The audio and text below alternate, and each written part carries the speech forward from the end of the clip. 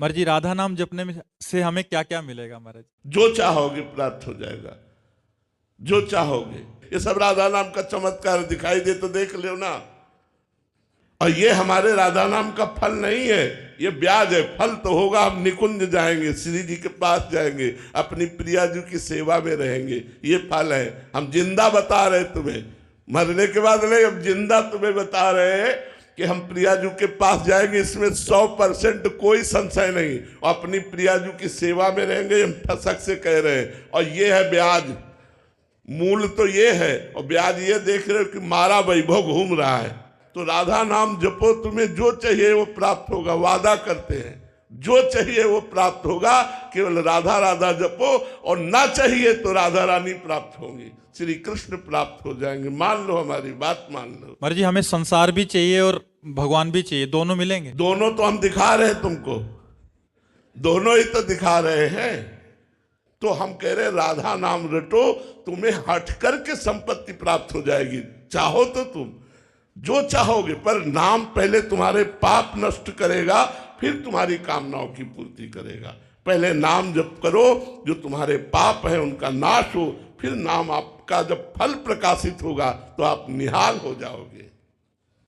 अंकित जी, महाराज जी, मैं इतना जानना चाहता हूं कि सब कुछ करने के बाद भी, भजन भी थोड़ा सा कर रहा हूं, अच्छे काम भी कर रहा हूं, फिर भी थोड़ा सा मन अशांत है महाराज जी। ऐसे में इसको शांत कैसे करूं? हमारी पूरी थोक में बात सुन लो, फुटकर की तो बात जाने दो। ये संसार नाशवान है, ये संसार परिवर्तनशील है। यहां जो भी देख रहे हो सब झूठा है। थोक में बात, झूठे संसार की आसक्ति चिंता, शोक, भय, विषाद ये प्रदान करेगी, प्रदान ही करेगी। चाहे जितना तुम रुपया कमा लो, चाहे जितनी व्यवस्था कर लो, तुम चिंतित रहोगे, तुम शोकित रहोगे। इनसे पूछो ये चिंतित है? नहीं, इनको भरोसा है महाराज जी। ये सब जितने हैं, पूछो इनसे तुम चिंतित हो कि तुम्हें कल भोजन मिलेगा कि नहीं? तो बोले महाराज जी जाने। महाराज जी से पूछो तुम चिंतित हो? अब कहते श्री जी जाने। अरे भैया, भगवान के भरोसे पर इतना बड़ा साम्राज्य चल रहा, तुम्हें कैसे बतावे? और तुम अपने 4-6 लोगों के लिए चिंतित हो। तो इसलिए हम कह रहे राधा नाम जो सच्ची कह रहे हैं, तुमसे दोस्त की तरह कह रहे हैं।